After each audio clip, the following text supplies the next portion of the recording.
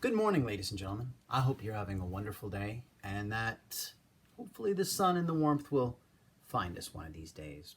A lot of students ask me, did anyone ever escape from Auschwitz? And in fact, they did, from Birkenau itself. And this is, again, as I keep saying, a very remarkable story. And it's two Slovakian Jews, Albert Wetzler and Rudolf Verba. And these Jewish men were there, and basically their job was, because they were quite bright, quite intelligent, to tally prisoners, to see the incoming trains of Jews, and to organize lists. And basically, because they were good with numbers, they were in charge of this.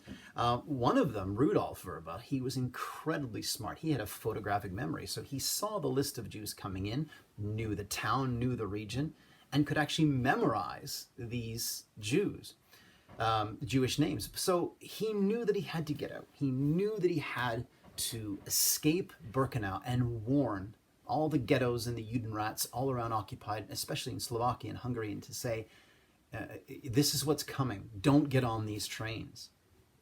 So they had their opportunity. They were outside the wire working on the housing barracks and the new compound for the Hungarian Jews that were about to arrive in Birkenau. And so there was a wood pile out there, and it was a round, sort of a rotunda wood pile with wood over top, but there was a kind of a space in the middle. And they seized their opportunity. They saw this, and so they got rags soaked in, or tobacco soaked in gasoline, and they rubbed it all over their face and all over their bodies. And when the guards, the Nazi guards, were not looking, they jumped into this wood pile, covered their heads over, and of course waited. The gas was used to throw the dogs off the scent. They stayed in the woodpile for 3 days. They did not speak, they did not move, they were perfectly immobile, and they waited for their chance. Nightfall on the 3rd day, they made their escape. They knew they'd have to wait 3 days.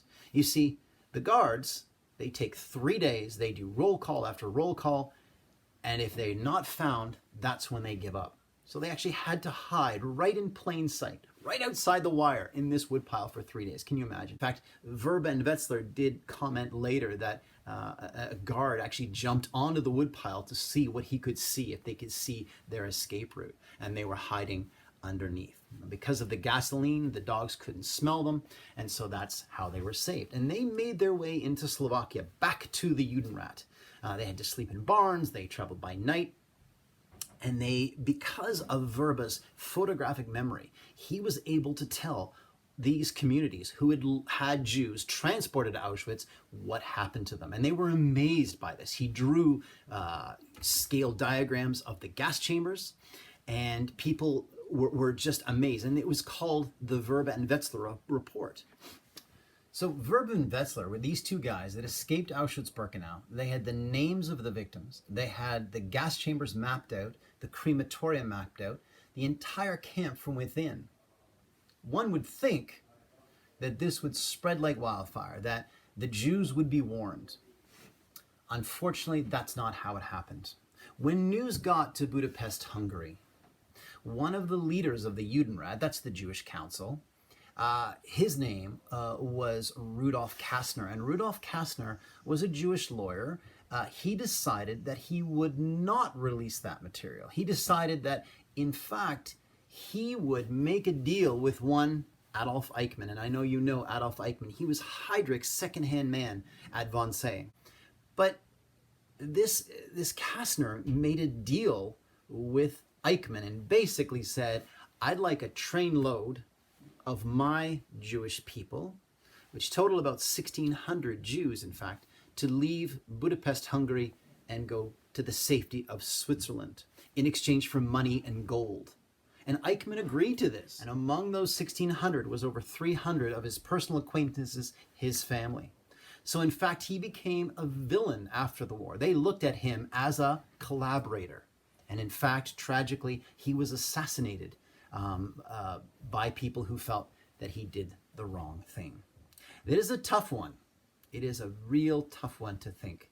Did he do the right thing or the wrong thing? A lot of people say he in fact collaborated. What he should have done instead of saving his own people was to save as many Jews as he could by giving them the information that they needed. Anyways, ladies and gentlemen, I hope you like these videos on resistance activities.